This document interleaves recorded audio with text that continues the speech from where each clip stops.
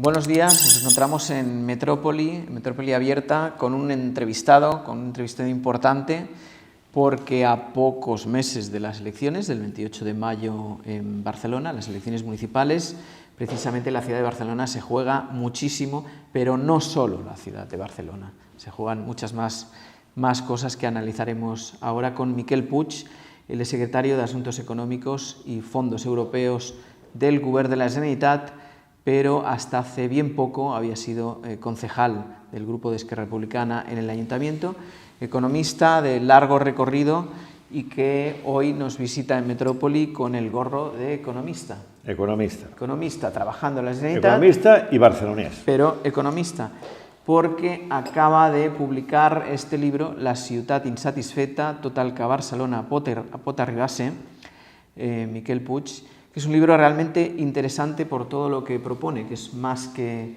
un modelo para la propia ciudad.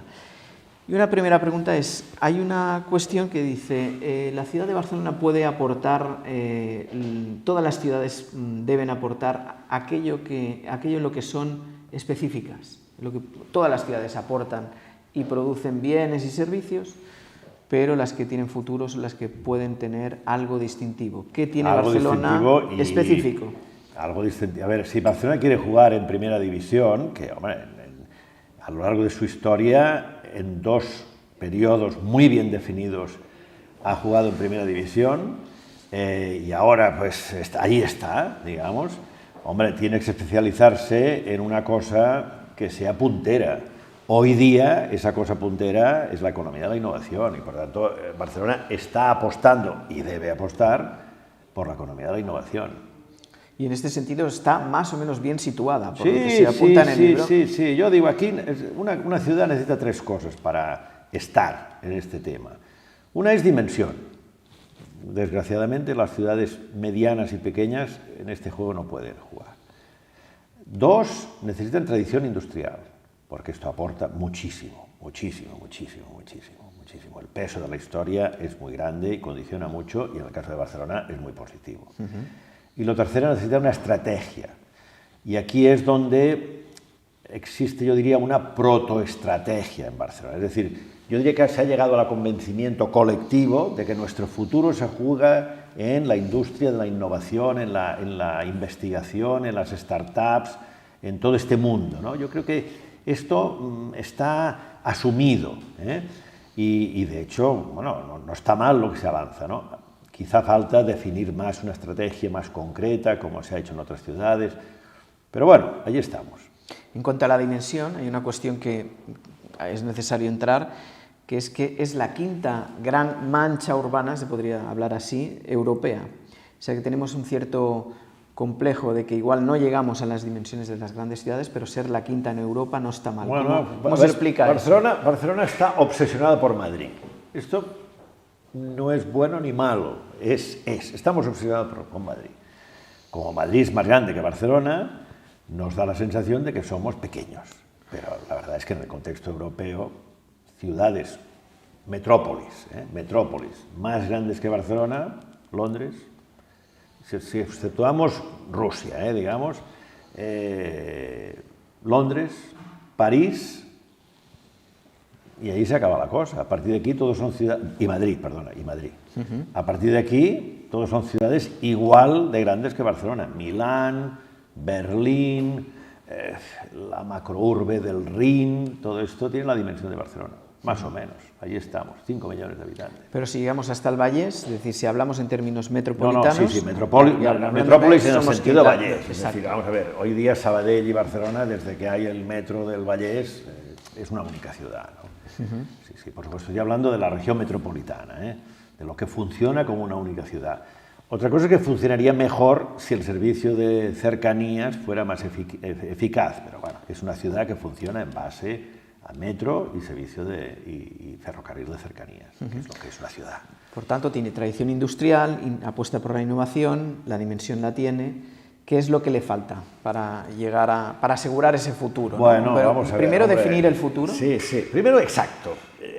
Yo creo que le falta, ya lo he dicho antes, ¿no? Definir mejor y de una manera más clara la estrategia, ¿no?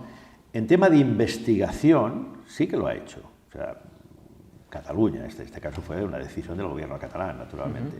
Como en este caso tiene que ser una decisión del gobierno catalán, porque una de las cosas que digo en el libro es que la metrópolis, quien la tiene que gobernar, quien la gobierna, es el gobierno de la Generalitat.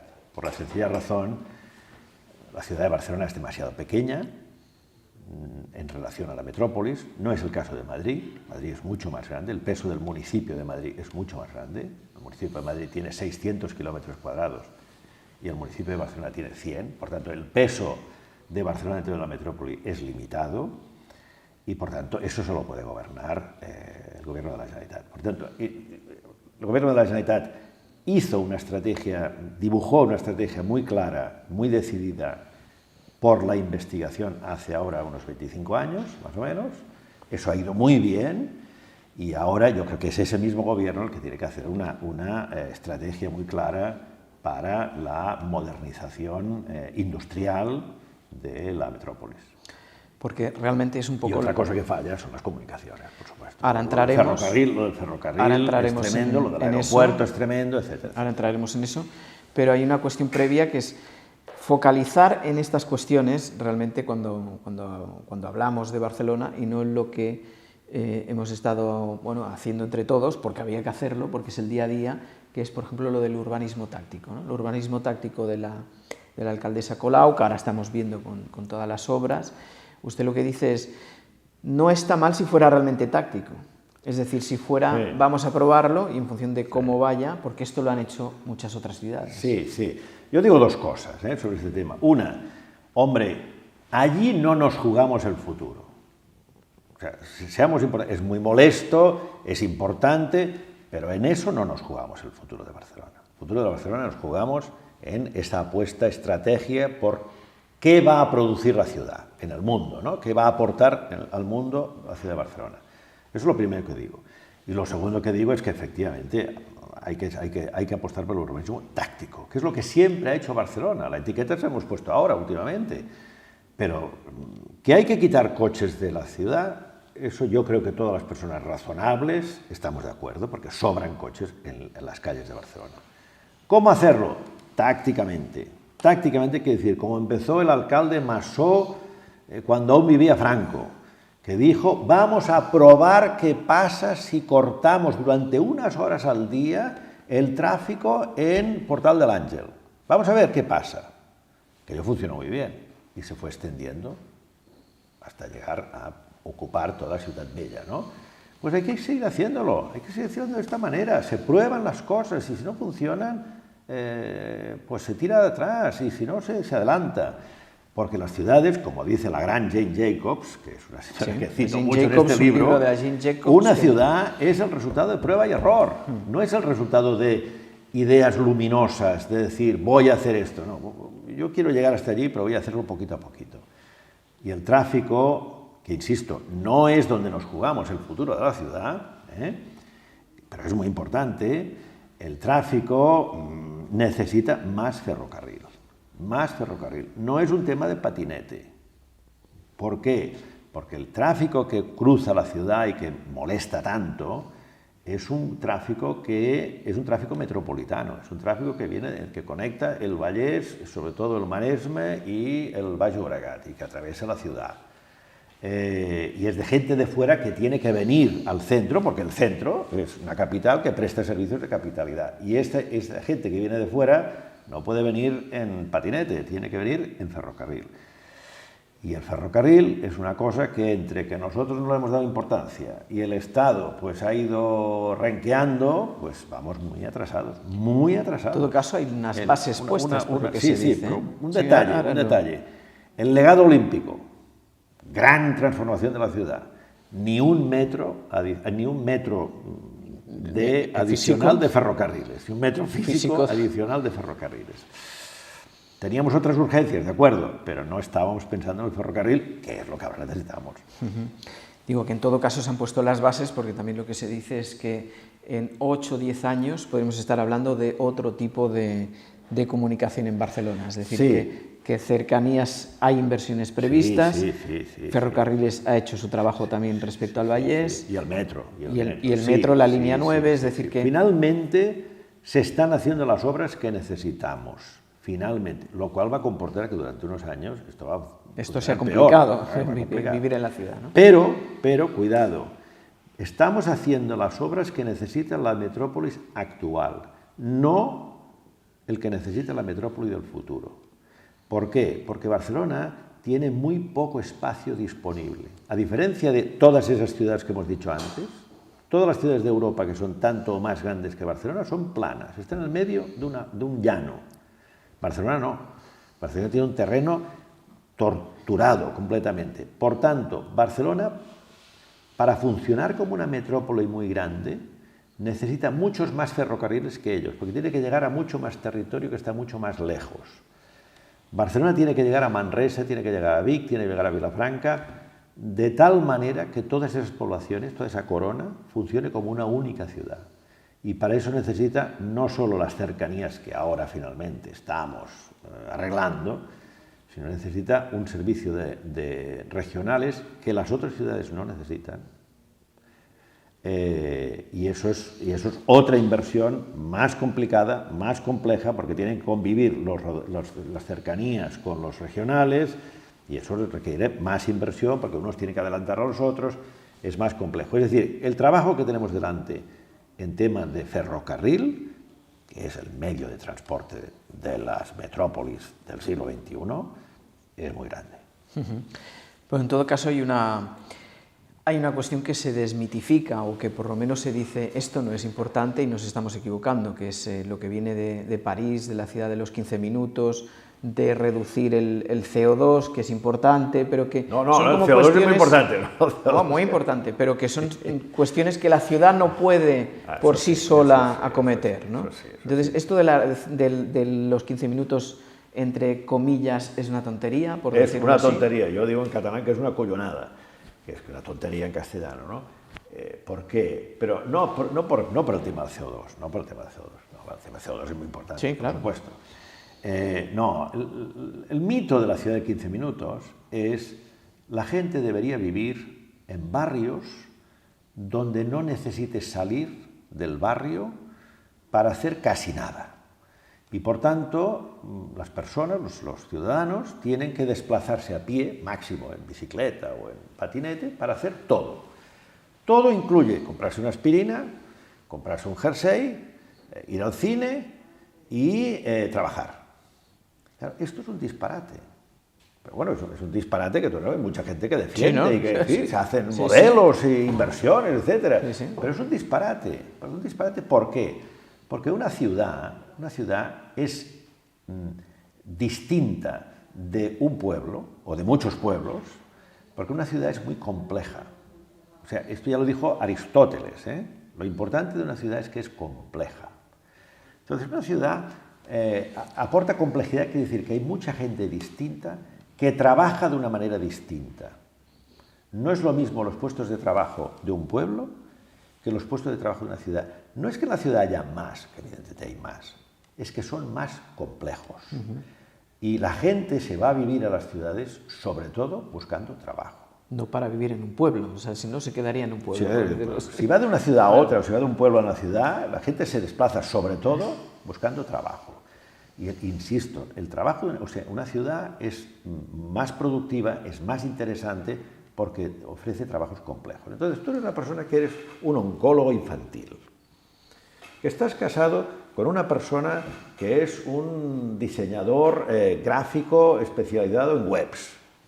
Y además tu hijo quiere estudiar piano. Entonces tú no puedes pretender que esté en tu barrio. Te vas a una ciudad porque precisamente podrás trabajar en un hospital de alta complejidad como oncólogo infantil, porque tu cónyuge podrá trabajar como diseñador gráfico especializado en web y porque tu hijo podrá estudiar piano. Te vas a una ciudad por eso.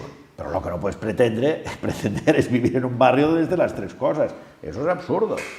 Eso es absurdo. Una ciudad tendrá, efectivamente, un hospital de alta complejidad, pero lo tendrá aquí. Y tendrá un barrio dedicado, un 22 arroba, dedicado a estas cosas, allá. Y una escuela especializada aquí.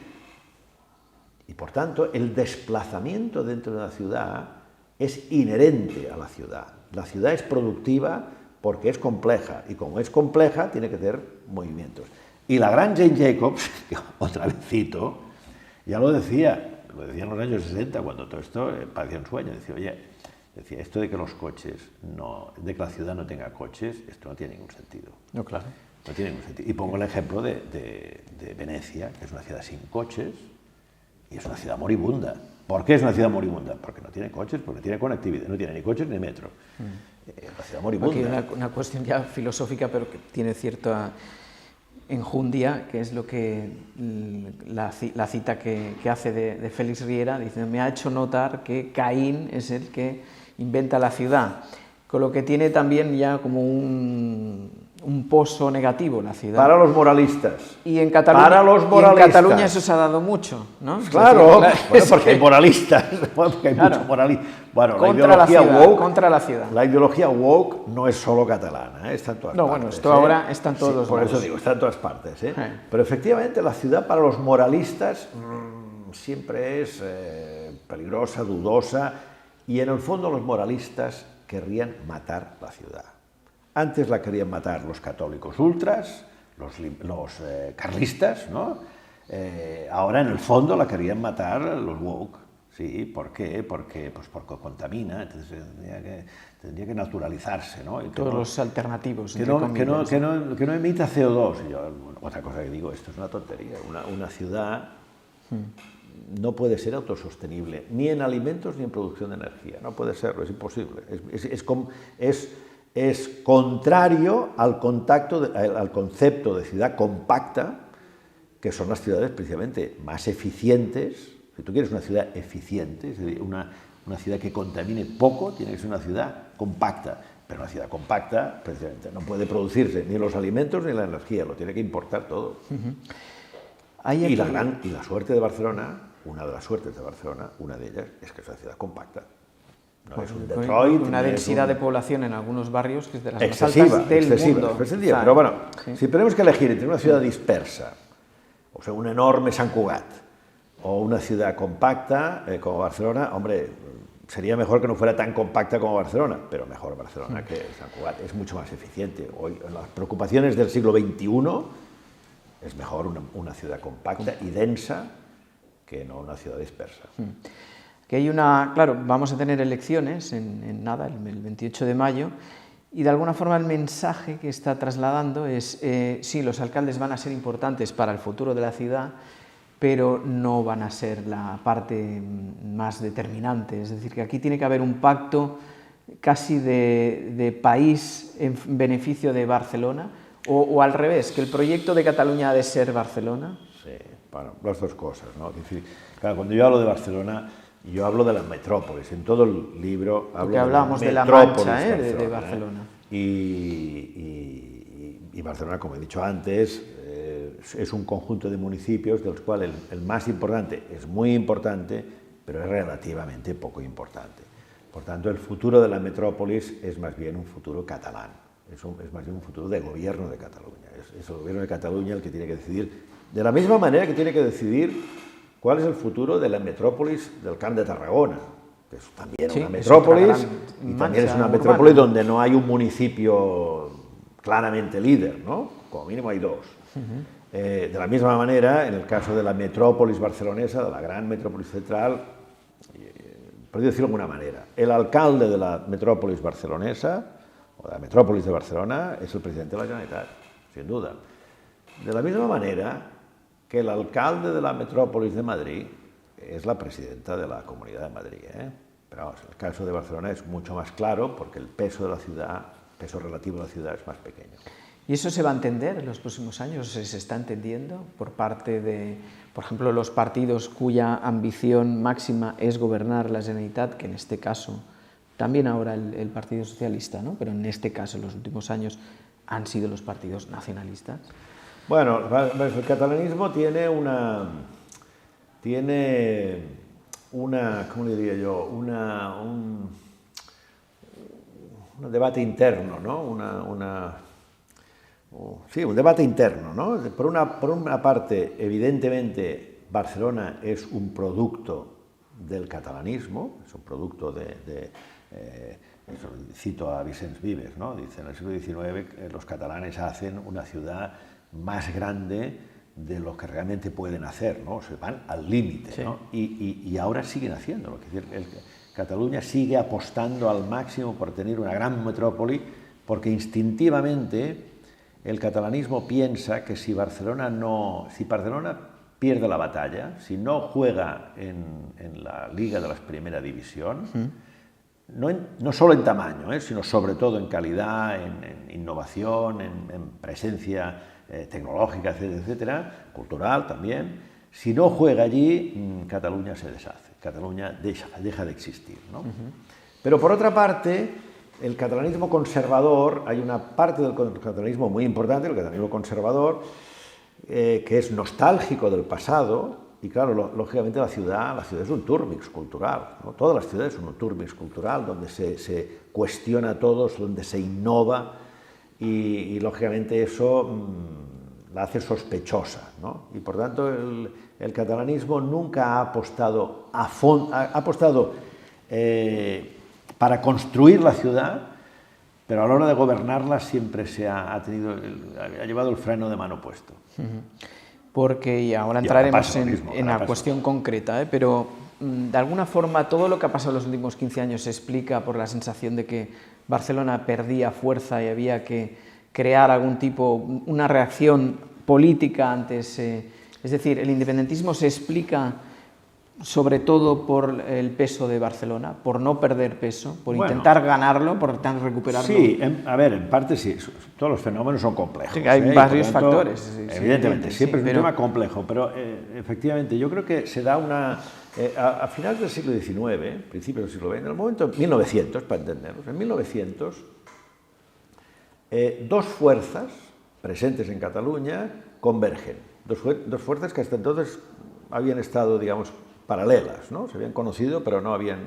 que era el catalanismo cultural, que tenía mucho énfasis en el folclore, en el movimiento romántico, como se daba en toda Europa, ¿no? Que defender la lengua catalana, recuperar la tradición literaria, recuperar la tradición legal. Este catalanismo cultural converge con las inquietudes del empresariado, que después de la derrota de España en la guerra de Cuba, reacciona y dice el Estado español no me proporciona las respuestas que yo necesito para desarrollarme como un país industrial. Entonces eso converge y es el momento de la eclosión del catalanismo político, ¿no? El catalanismo pasa de ser un movimiento romántico, literario, cultural, etcétera, a ser un movimiento político. Lo que yo digo es que en el año 2000, aproximadamente, pasa exactamente lo mismo. O sea, el catalanismo ya es político, ya hay partidos políticos, Convergencia sobre todo, pues es el partido líder, ¿no? En Cataluña, etc. Esto ya existe, pero las fuerzas económicas, bueno, lo miran con una cierta, digamos, bueno, a distancia, pero hacia el año 2000... o poco después, ¿no? Las fuerzas económicas en Cataluña se dan cuenta de que la política española lleva a una concentración de todo en Madrid que margina a Barcelona. Y eso se expresa en manifestaciones del Círculo de Economía, de próceres de la economía catalana, no precisamente muy catalanistas, que manifiestan esa inquietud. Yo pienso que el movimiento independentista, el procés, ¿no? Es en parte resultado de esa convergencia, es decir, es que Barcelona está condenada, en el marco español, Barcelona está condenada a la marginalidad, está condenada a ser una ciudad de provincias, ¿no? Y eso creo que estimula esa convergencia. Y por eso digo que a pesar de todo lo que haya pasado en el procés, de cómo haya acabado, etcétera, etcétera, pienso que esa convergencia es inevitable. O sea, que se va a volver a producir, porque aquí se habla de tres proyectos, o el provincial, la redención de alguna forma, y la capitalización, que es decir, apostar por Barcelona como gran palanca de cambio, ¿no? Sí, y exacto. Y ahí se unen actores potente, muy diferentes, ¿no? Y yo creo que esos dos agentes, que no son necesariamente amigos, que no necesariamente confían el uno en el otro, pero esos dos agentes, al final, su camino tiene que ser el mismo, es potenciar Barcelona como una metrópolis potente. Expresa o se ilustra con esa visita de Sánchez Llibre Sí, a los bueno, es una metáfora, líderes ¿no? independentistas en la prisión. Es una metáfora, pero que no. Que puede servir. Que no puede tiene servir, otro, exacto, puede pero no servir. tiene otro papel Cada que uno- metáfora. cada uno no quiero lo decir verá. que nadie esa reunión, No. es sencillamente Pero metafórico, puede servir, ¿no? puede servir. Pero me parece que sí. El gran elemento precisamente que sale de todos estos años es por el 2007, la reunión del IS con la cuestión del aeropuerto. Efectivamente. Ahí hay una apuesta clara. Pero es una apuesta clara, insisto, del poder económico, pero manteniendo las distancias con los políticos, porque en esa reunión Bueno, no permiten la entrada. no permiten la entrada de políticos, es decir, les excluyen. Dicen, oiga, esto es un asunto nuestro, porque nosotros queremos esto. Lo que pasa es que eso fracasa. Y por eso, como fracasa, es cuando convergen esas dos cosas en lo que llamamos después el proceso, ¿no? Se Y está esa enfocando- convergencia será inevitable. Es que ahora en este momento, claro, todo está, digamos, el vehículo está Averiado. digamos, ¿no? Sí, abollado, ¿no? Pero es inevitable, es inevitable. Barcelona es demasiado grande y tiene demasiada ambición para el papel que le toca jugar en España. En la España que conocemos, la España radial. Pero en ahí la el España mensaje es que hipercentralizada, eso lo ha de entender tanto los que están en contra de la ambición máxima política como todo el movimiento independentista. Es decir, que el foco de unión ha de ser elevar Barcelona. Yo pienso que lo tiene que entender todo el mundo que quiera, que se preocupe por este país, no por esta ciudad, por este país. Porque sí, porque el camino es Barcelona. Eso ya lo descubrieron nuestros antepasados. El camino es Barcelona. La Los cuestión vascos no, los vascos tienen otro camino. Bueno, se han aislado un poco. Exacto. ¿no? Se dice, Los vascos se han es decir, aislado. oye, aquí cuanto menos mejor, ¿no? Que es un poco los equipos de primera vascos siguen esta estrategia, es decir, oye, yo aquí solo vascos, yo jugaré en primera, soy capaz de jugar en primera con solo vascos, perfecto.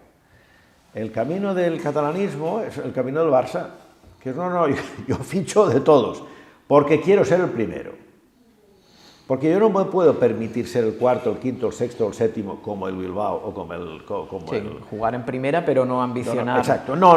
Barcelona, yo quiero ser el primero, o por lo menos, y si quedo segundo, pero que esté a punto, O sea, esa tensión permanente, que es lo que hace que esta ciudad sea tan insatisfecha. Bueno, porque la rivalidad, la siempre competición... con uno que tiene ventaja. Da resultados. Con uno que tiene ventaja, claro. Es decir, es lo que nos mantiene en forma, es lo que mantiene esta ciudad, pues una de las ciudades más importantes de Europa, pero al mismo tiempo es una frustración permanente, porque claro, es que siempre es decir, bueno, Madrid ha llegado primero. La cuestión del aeropuerto se está enfocando mal, es decir, puede pasar que haya un cierto compromiso y que esto se arregle durante unos años, pero que no acabe de solucionar un problema de fondo. Ojalá se arreglara. 20 años. Ojalá se arreglara durante unos años. De momento no estamos ahí. Exacto. No estamos ahí todavía. El peligro es que no se haga nada. Yo pienso que el peligro es que no se haga nada. Tú dices, ¿se ha enfocado mal? Sí, hombre, claro que se ha enfocado mal. Se ha enfocado mal por dos motivos. En primer lugar, no se ha definido lo que queremos hacer y las restricciones que tenemos. No se ha definido si lo que queremos es un aeropuerto muy grande, si lo que queremos es que AENA invierta 1.700 millones en el aeropuerto. No se ha definido cuál es nuestro objetivo. ¿Queremos un aeropuerto muy grande? No se ha definido esto. Y tampoco se han definido las restricciones que tenemos, que son enormes. El aeropuerto del Prat tiene 10 kilómetros cuadrados. El aeropuerto de Barajas tiene 60 kilómetros cuadrados. 60 kilómetros cuadrados. Y el de Barcelona tiene 10. Es un aeropuerto muy pequeñito. Está metido físicamente, está metido entre dos zonas protegidas, entre el mar y zonas urbanas por todas partes. Por tanto, la dificultad es extrema. Cuando tienes un problema muy grande, muy difícil, entonces es muy necesario, es más necesario que nunca, que definas exactamente qué es lo que quieres conseguir. En el caso de Barcelona, ni una cosa ni la otra, ¿no? Ni las restricciones, ni lo que se ha dicho son líneas rojas. Yo no quiero esto, yo no quiero lo otro, yo no, de ninguna manera esto. Bueno, no, sentémonos y analicemos exactamente qué es lo que queremos conseguir y qué restricciones tenemos. Y lo segundo que ha fallado, yo creo que en este debate, es un poco de generosidad para escuchar al otro. O sea, aquí hay que defiende, dice, oye, lo de los patos, el estanque de patos no tiene ningún interés, los patos en otro sitio, ¿no? Es un desprecio tremendo por los que, bueno, por los que se preocupan por la salud del ecosistema, que es una cosa que yo creo que es importante, ¿no? Hay los que dicen, oye, los de Castelldefels, el ruido que tienen, que se quejan demasiado, oye, esto no importa las quejas de Castelldefels o de Gavamar. Hombre, no, esto es una queja muy razonable que en todas las ciudades europeas, excepto Múnich, hay problemas con el ruido de los aeropuertos. Esto es un tema importante. Y luego hay los que dicen, no necesitamos un aeropuerto más grande.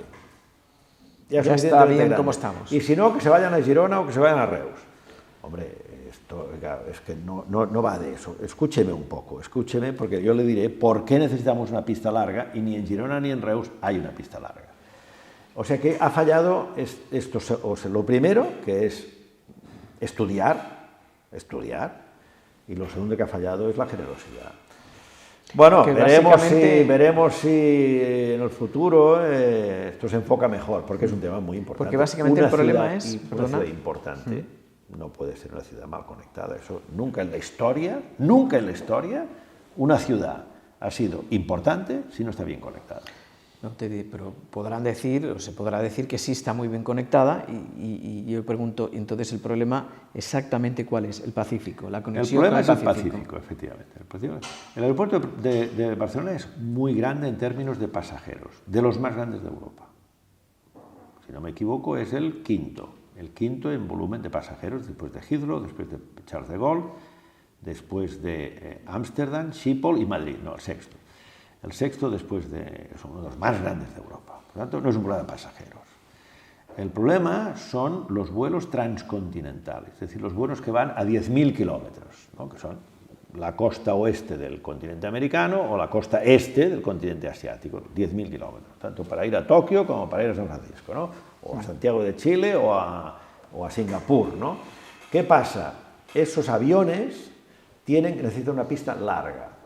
Y la única pista larga que hay en Cataluña es la pista interior del aeropuerto del Prat. Y esa pista, si los aviones tienen que despegar en dirección sur, pasa por encima de Castelldefels y ahí produce ruido. Y ese es el problema. Entonces hay gente que dice necesitamos 2 pistas largas. No.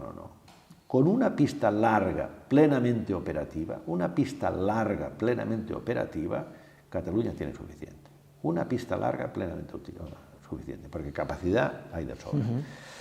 Ahora, la pista del interior del aeropuerto del Prat no es plenamente operativa porque precisamente tenemos ese problema de las quejas. Se usa para aterrizar y no para despegar. Por eso se utiliza para aterrizar y no para despegar. Solo se utiliza para despegar cuando son aviones muy grandes que van hacia el Pacífico, pero eso es un lío.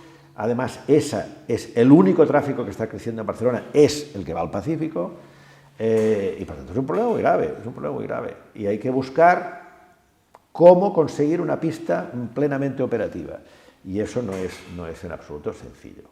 Y lo que yo puedo decir es que hay varias soluciones, todas malas, en el sentido de que son o caras o provisionales. Pero bueno, hay que elegir cuál es la menos mala de estas soluciones. Porque esto de la pista sobre el mar no es viable. No, ¿por qué? ¿Quién no dice que no es viable? No, pregunto. ¿Podría ser viable? Hombre, claro que es viable. A ver, una pista sobre el mar siempre ha sido viable. Hay aeropuertos que están sobre el mar, que tienen pistas sobre el mar. Parcialmente sobre el mar, muchísimos. Muy cerca de Barcelona, el aeropuerto de Niza y el aeropuerto de Génova tienen la pista parcialmente sobre el mar, en terreno reganado al mar, ¿no? En su día se hizo esta propuesta, hace 20 años, ¿no? Se hizo esta propuesta de hacer una isla para poner una pista. Eso se descartó porque eso es carísimo y tiene un impacto medioambiental brutal. La propuesta que hay ahora es distinta, es hacerlo sobre pilones. Eso es distinto, eso es mucho más barato, el impacto ecológico es mucho menor, por tanto puede ser viable. Hombre, ¿es una solución cara? Sí, es una solución cara. ¿Es una solución que los ecólogos tienen que decir qué implicaciones tiene? Sí, es decir, pero viable lo es. Por tanto, yo creo que es una de las opciones que hay que discutir, que hay que comparar con las otras. No es cuestión de decir sí o no, es cuestión de comparar con las otras. Y dentro de las posibilidades que tienes. Exacto. Pero la opción buena es hacer un nuevo aeropuerto, se dice, en Girona o en... A ver, no. Yo digo que cualquier solución que necesite la pista de las dos pistas que hay en el aeropuerto del Prat en este momento, la pista interior es la larga y decimos que tiene su trayectoria Castelldefels, y la pista nueva, la que se hizo entre el Remolà y la Ricarda, la que AENA quiere alargar, la que ahora otros están diciendo alargar sí, pero no tanto como dice AENA, otros dicen, hombre, si no alargamos tanto entonces esto es una chapuza. Bueno, yo no creo que yo tampoco digo que sea una chapuza, es otra solución mala que hay que comparar con las otras, ¿no? Pero cualquier solución que incluya la pista de mar, tanto la de AENA como la de los que dicen que hay que alargarla, pero no tanto, es una solución provisional. Porque es una solución que durará más o menos hasta el año 2050. Porque en el año 2050 la subida del nivel del mar hará que los temporales invadan esa pista. Sobre todo si, como dice AENA, se ha eliminado la Ricarda, porque la Ricarda es un sitio donde los temporales pueden entrar y por tanto se disipa una parte de su energía, ¿no? Y por tanto, si la solución por la que se adopta finalmente es una solución que incluya la pista actualmente de mar, la pista entre la Ricarda y el Remolà, entonces hay que empezar a pensar, lo que yo digo, hay que empezar a pensar en que ese aeropuerto no es el aeropuerto del futuro, sino que el aeropuerto del futuro tiene que ser otro. Obviamente no haremos un nuevo aeropuerto en el Penedès, tiene que ser o Girona o Reus, y entonces lo que hay que hacer ahora no es construir, pero sí dibujarlo para hacer las reservas de terreno, todas las servitudes necesarias, pensando que Barcelona, como tantas otras ciudades del mundo, el aeropuerto cercano se ha quedado pequeño y necesitamos un aeropuerto transcontinental lejos. Eso, Nueva York, Washington, muchos ejemplos, muchísimos, Berlín, Milán, Roma, etcétera, o sea, muchísimos. El caso que Madrid no se haya dado, pues es que Madrid, claro, tiene un aeropuerto tan grande, claro, pues nosotros yo estoy diciendo que necesitamos Cataluña, no Barcelona, Cataluña necesita una pista larga plenamente operativa, pero es que Madrid tiene cuatro, cuidado, 4. Por tanto, el problema de Barcelona es, como siempre, el problema de un territorio torturado donde hay que ir al milímetro, ¿no? Y, por tanto, con discusiones de milímetro, no de brocha gorda como las que, desgraciadamente, hemos tenido en este asunto. Y razonables. En la cuestión, por ejemplo, de la vivienda, que también se aborda, o sea, la gran solución para muchas cuestiones que estamos ahora debatiendo todos estos meses es esa super área metropolitana que permita pues, vivir a 30, 35, 40, 50, 60 kilómetros, es decir, hasta Manresa prácticamente. Claro, porque ¿qué pasa? Una ciudad plana, como Madrid, como Londres, como París, como Berlín, como Moscú, como Milán, etcétera, son ciudades planas completamente. Quiere decir que en un radio de 30 kilómetros, la ciudad tiene 3.000 kilómetros cuadrados urbanizables.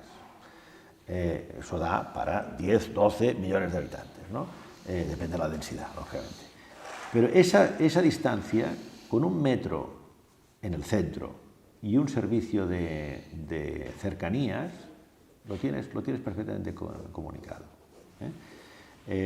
Barcelona tiene esa dimensión, la dimensión de Milán, la dimensión de Berlín, etcétera, etcétera, pero el problema que tiene es que a 30 kilómetros de la Plaza Cataluña, en vez de 3.000 kilómetros cuadrados, pues tenemos 1.500, más o menos. Claro, allí no cabe esa ciudad. Claro. Por tanto, la ciudad necesita más de 30 kilómetros y por tanto necesita un ferrocarril más complejo donde se pueda ir desde Manresa, se pueda dormir en Manresa y trabajar en Barcelona o viceversa, que quiere decir que el trayecto dura pues media hora, ¿no? Eso necesita un sistema de ferrocarril más potente que el actual, más complejo. Curiosamente, eso ya se puede hacer en Girona, ¿eh? Tú puedes vivir, o sea, tú puedes Barcelona y Girona en este momento ya forman parte de la misma ciudad porque hay un ferrocarril que efectivamente en media hora te pone del centro Tarragona, a centro. a no ser que Tarragona no es el caso. no estar en el centro. Tarragona no es el caso porque la estación no. Pero Girona sí. Necesitamos eso para resolver muchos problemas. Primero, para que la prosperidad urbana, porque la prosperidad en la economía que viene ahora, la economía de ahora, la economía de la innovación, es una economía de ciudades compactas, de ciudades grandes. Si esa prosperidad queremos que llegue a más catalanes, bueno, tenemos que incorporar toda esa segunda corona a la propia, a una única dinámica ciudad. De la ciudad, claro. Y luego para que el precio para la vivienda pues sea un precio razonable, claro, para ganar, porque lo que no se puede hacer es, como dicen muchos, seguir construyendo en Barcelona. La solución no es construir en Barcelona. Barcelona tiene una densidad muy grande, muy grande. La solución es poner ferrocarril, no poner más vivienda en Barcelona. Entonces, que hablamos de la Cataluña ciudad de Gabriel Alumá. Efectivamente. Y no Eugeni Dors, como se había dicho. Bueno, pero es un tema político. Es un tema político, pero que tiene su sí, o sea, hay el tema físico, digamos, vamos a construir una gran metrópolis que coja, pues, 5 millones o 6 millones de los catalanes, pues lo vamos a comunicar muy bien, pero eso es un tema, digamos, urbanístico. Y otra cosa es el tema político. El tema político es efectivamente, Barcelona está al servicio del el proyecto nacionalizador o nacionalista, o es al revés, es que el catalanismo, que es el nacionalismo catalán, su gran objetivo es la construcción de una gran ciudad que juega en primera división. Bueno, este debate, digamos, filosófico-político, bueno, me parece muy interesante, ¿no? Y lo que me parece muy interesante es no quedarse con una sola cara de la moneda, sino ver que la moneda tiene dos caras, ¿no? En todo caso, hay muchas referencias a Maragall tenía razón, Pujol no la tenía, visto con los años. Pero hay alguna que es lo contrario, ¿eh? Vamos a ver. Hay alguna que es lo contrario, ¿eh? Sí, hombre, Maragall tenía razón. Pujol encarna ese catalanismo suspicaz, que sospecha de la gran ciudad. Y, por ejemplo, con el aeropuerto se dice, ¿no? Exacto. Gran parte de los problemas que tenemos en el aeropuerto es que se permitió simultáneamente, el gobierno de la Generalitat decidió dos cosas. Una, declarar zonas naturales protegidas, la Ricarda y el Remolà, y por otra parte urbanizar todo el frente marítimo de Gavà, que está en la trayectoria. Esos dos estanques son los que limitan la longitud de la pista corta del Prat, y además esas urbanizaciones son las que están en su trayectoria, ¿no? Y por tanto, evidentemente, esas dos soluciones condenaban el Prat a ser muy pequeñito y por tanto a tener todos los problemas que ahora tenemos para poder encabir estos pasajeros que queremos que vayan y vengan del Pacífico, ¿no? Allí se ve claramente esas dos decisiones simultáneas. Es evidente que están pensando en decir: hay que distribuir el tráfico aeroportuario, hay que llevar pasajeros a Girona y a Reus. Eso es un error. Aeroportuariamente es un error, porque un aeropuerto grande no es la suma, es como una ciudad, esto no es la suma de tres ciudades. Si tú quieres un aeropuerto intercontinental, es uno. Los demás pueden ser aeropuertos subsidiarios regionales, para distancias cortas, Europa, etc. Pero tú tienes que tener un aeropuerto capaz de conectarse con el Pacífico. Esté en Reus, esté en Girona o esté en el Prat, pero tienes que tener uno.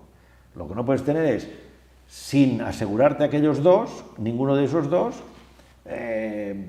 comprimir porque luego tenemos los problemas que tenemos ahora. Allí, evidentemente, Maragall tenía razón. Maragall quería que el AVE parara en la terminal del Prat. Eso era efectivamente una visión correcta. Pujol quería que pasara por el Vallès. También por eso, por alejarlo de la ciudad, ¿no? Pero en cambio, en política, cuando hablo de la política y todo esto, yo creo que efectivamente Pujol tenía más razón. O sea, Maragall es el hombre que abre ¿cómo se llama esto? Destapa la lámpara de las esencias, ¿no? La lámpara donde sale el genio, ¿no? El genio Mm. con el tema del estatuto, y eso ha acabado devorando todo el mundo. Eso ha acabado devorando todo el mundo que se ha metido en el tema de Ese es el error en el que Pujol no cree. Exacto, y que Pujol siempre dijo, ningún momento. Esto no. La tercera parte del libro, que cuando digo que se titula El Minotauro, ¿no? El Minotauro es la metáfora que utiliza Vicens Vives para referirse al poder, ¿no? Que digo, es uno de los grandes problemas de Barcelona y de los catalanes, que lo denunciaba Vicens, es esa incapacidad para entender el poder, ¿no? Y claro, si queremos hacer Barcelona grande, en el contexto español, sobre todo, también en el contexto europeo, hay que entender muy bien el poder, ¿no? Porque lo que frena y lo que puede impulsar Barcelona es el poder político, ¿no? Y allí Pujol tenía las ideas mucho más claras que Maragall sobre la naturaleza del poder. Porque si aquí hay realmente un proyecto de lo que se quiere hacer con Barcelona de futuro y acuerdo, de forma prácticamente casi obligada, Madrid reaccionará a favor, de alguna forma se apunta. Es decir, si tú lo tienes claro, al final acabas imponiendo tu proyecto, sí, hombre, claro, y el Estado no te puede negar la posibilidad de... Hará el remolón. Pero será más difícil si no lo tienes claro, si divagas... Exacto, claro. Entonces es imposible. Claro. ¿No? Aquí estoy la frase de Séneca, que no pongo en el libro, pero la aprovecho para decir aquella frase de Séneca que dice: ningún viento es favorable para quien no sabe dónde va. Pues ahí está, tú tienes que saber dónde vas. Obviamente, Madrid siempre correrá más. ¿Por qué? Porque Madrid, primero, sabe dónde quiere ser una gran metrópolis, quiere decir la capital de Latinoamérica, ¿no? Lo tiene clarísimo todo el mundo, y además tiene el Estado a favor. Nosotros sabemos lo que queremos ser una de las grandes y de las mejores ciudades de Europa, pero no tenemos el Estado a favor. El Estado tiene un proyecto, que es concentrar todo lo posible en Madrid. No lo digo yo, ni lo dicen los catalanistas, ni los independentistas. Eso lo dijo el Círculo de Economía, que no es precisamente sospechoso. En el 2001, sí. En el 2001 lo dijo, lo dijo porque era evidente. Por tanto, sabemos que tenemos el Estado, no necesariamente en contra, pero vamos, desde luego no a favor. Por tanto, más necesario es todavía tener las ideas claras.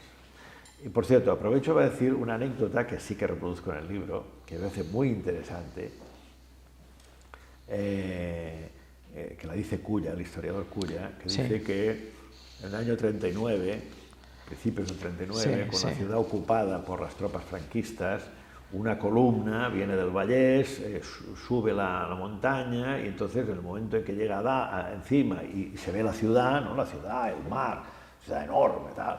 El oficial manda parar al conductor y dice: pare. Tío, mira la ciudad. Claro, imaginemos, es el oficial de un ejército que acaba de conquistar una ciudad, pero que evidentemente la ha conquistado después de una guerra en la que se dirimían varias cosas, ¿no? Unas pocas cosas se dirimían, ¿no? Y el tío dice a su ayudante, le dice, o lo dice para sí mismo, ¿no? Dice: ¿quién es el traidor que ha permitido esto? Esto quiere decir una ciudad tan grande, ¿no? Tan grande, con tantas fábricas, chimeneas, te lo puedes imaginar, ¿no? Esto es probablemente un oficial que viene de Extremadura, que viene de Andalucía, que viene de la Castilla, de la Meseta, y que dice, bueno, esto ¿cómo se ha permitido? Porque esto es un atentado contra el proyecto nacional español, ¿no? Bueno, este espíritu es un espíritu de suspicacia, de sospecha, de decir que todo lo que sea crecer Barcelona es peligroso, ¿no? Esto siempre lo vamos a tener. Por tanto, hay que tener las ideas más claras que nunca. Sí, porque se podría vender de otra forma, que es también que España tiene dos grandes polos que muchos otros países no tienen. El Reino Unido no lo tiene, Francia tampoco. Claro. Pero eso es engañarnos, ¿eh? Lo de la capitalidad es engañarnos. Capital en España solo hay una. Se acabó. Barcelona es capital de los catalanes y de lo que seamos capaces de hacer. Es esa capital. El Estado tiene una capital que es Madrid. Punto. Pues lo vamos a dejar aquí. Otra cosa es jugar ese juego. Vamos a dejar aquí porque hay muchas ideas, hay realmente, y además aportaciones que yo creo que pueden ser útiles, ya no solo de cara a los candidatos, sino a los ciudadanos que piensen en el futuro de lo que tiene que ser esta ciudad. Porque en parte, y bueno, nos vamos a quedar con esa idea de la Cataluña ciudad, ¿no? Si Barcelona tira mucho, pues tira todo el conjunto del país. Naturalmente. Eso es una evidencia. Pues muchas gracias, Miquel Puig. A ti. Gracias por esta entrevista.